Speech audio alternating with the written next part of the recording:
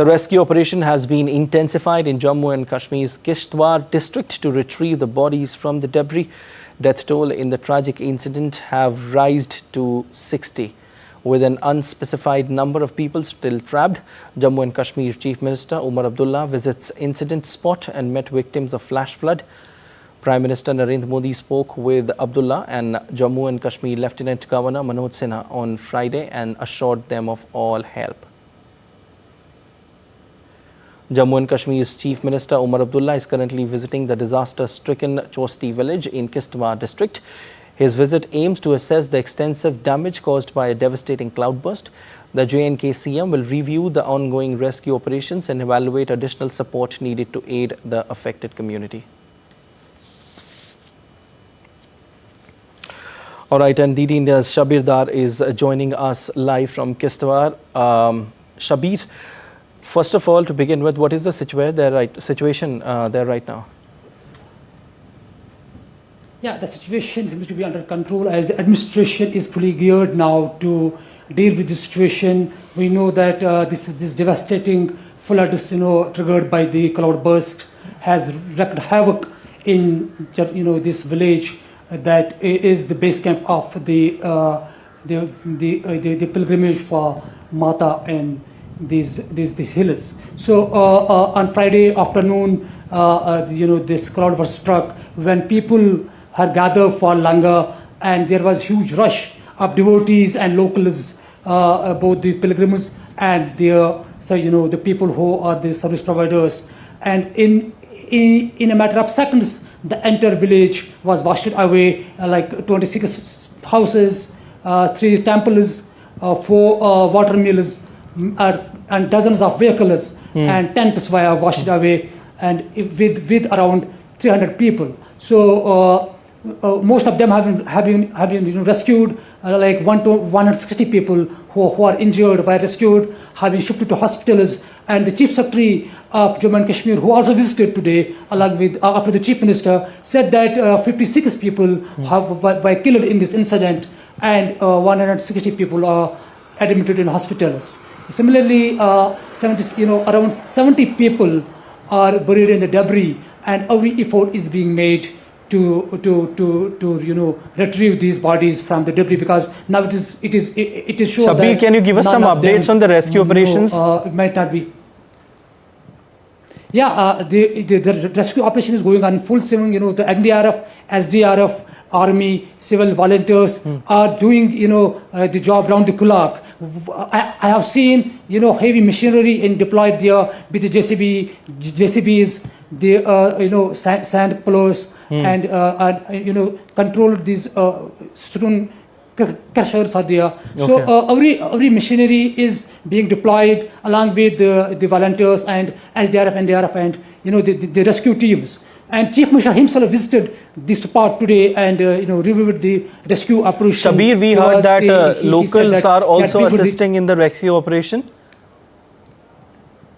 Yeah, there are a lot of volunteers, be it locals, and they have come all the way from the neighboring villages also, and even from Jammu. The people have come there, and they are voluntarily aiding the rescue operation of the government, and they are proved to be a big help, because they know, because some of them are locals who actually have the knowledge of the topography of the village, of the area. They are actually proved to be a great help for the administration to retrieve some bodies from the debris. Because when I was there, I saw 4 bodies which were retrieved from the debris in the village near that river. Shabir, so obviously the rescue operation is going. Okay, Shabir, the rescue operation is going on. The Chief Minister also announced ex gratia. Yeah.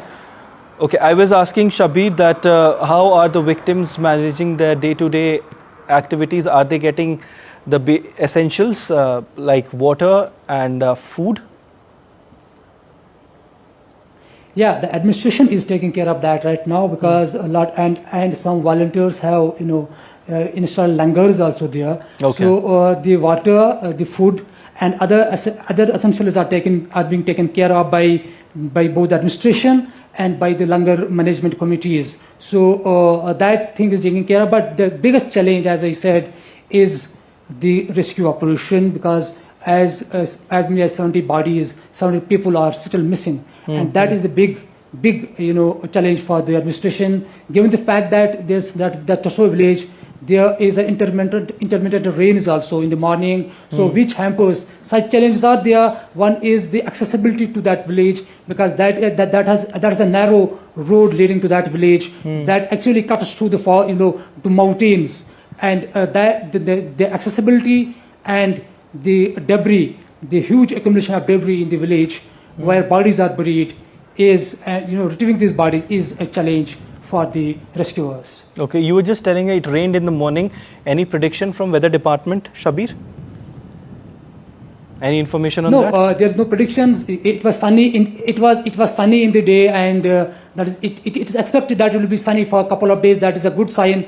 That is a good news rather for the rescuers, because that will help them carry the rescue operations uninterrupted. So that is actually what is needed right now, because the rescue should go uninterrupted. That way is only the bodies of the those who are missing can be retrieved, because a lot of the family members of those victims are there. They are demanding from the administration that their family members who are missing, their bodies should be retrieved and given to them as early as possible. And this is putting emotional pressure on the government, because on one hand they are making no stone unturned to ensure that the rescue operation in that place, in that fora, because that is the remotest village in the Kishtwar district, some 90 kilometers from Kishtwar district, and all hilly and treacherous terrain to lead to that village,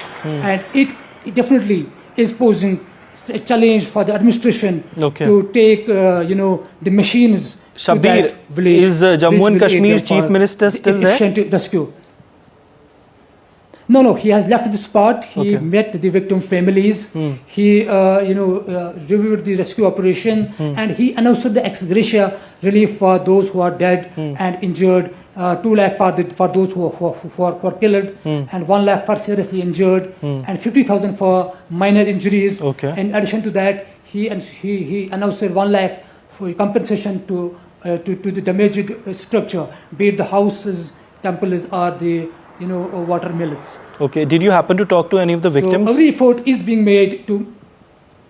Yeah, I spoke to the victims, because one victim whose brother was washed away is still missing. He told me how he saw this scene unfolding. In a matter of seconds, the entire village, he was washed away before his eyes. Somehow he managed to rescue himself to the safer location. But he told me that they have never seen such devastation happening in that area, and this happening at the time when the Machel Yatra was going on, because Machel Mata Yatra is, that temple is some 8 kilometers uphill trek from that village. That village acts as a base camp for Machel Mata Yatra, and it was going in full swing, because the Yatra this is the annual Yatra which was going to conclude on September 5, and these days there was huge rush of people from across the Jammu and Kashmir and from across the country who had turned out